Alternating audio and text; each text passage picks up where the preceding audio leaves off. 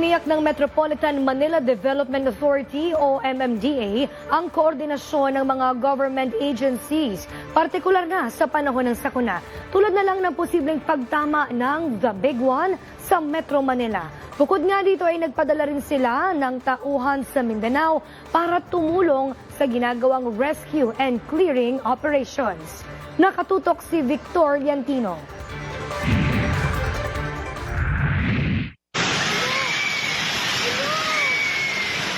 Matapos yanigin ng malakas na lindol ang Gensan at ilang bahagi ng Mindanao kahapon, muling nabuhay ang pangamba at mga katanungan kung gaano nga ba kahanda ang pamahalaan sakaling tumama ang tinatawag na The Big One dito sa Metro Manila.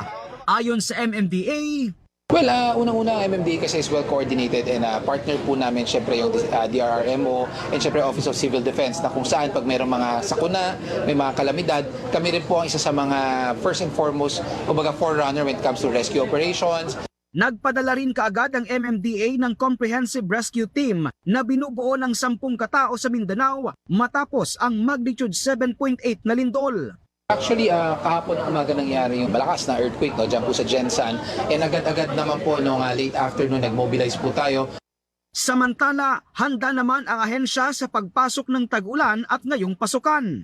Para maiwasan ang matinding pagbaha at trapiko, patuloy ang kanilang operasyon para lumuwag ang mga alternatibong ruta. Pati na ang kanilang barangay-nihan project para sa paglilinis ng mga estero at drainage system sa Metro Manila. Meron po tayo mga flood mitigation devices such as yung mga pumping stations po natin.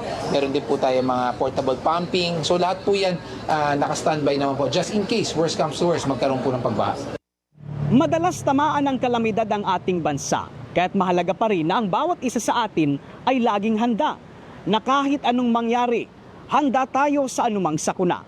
Ika nga, mas ligtas ang may alam. Victor Liantino, IBC News.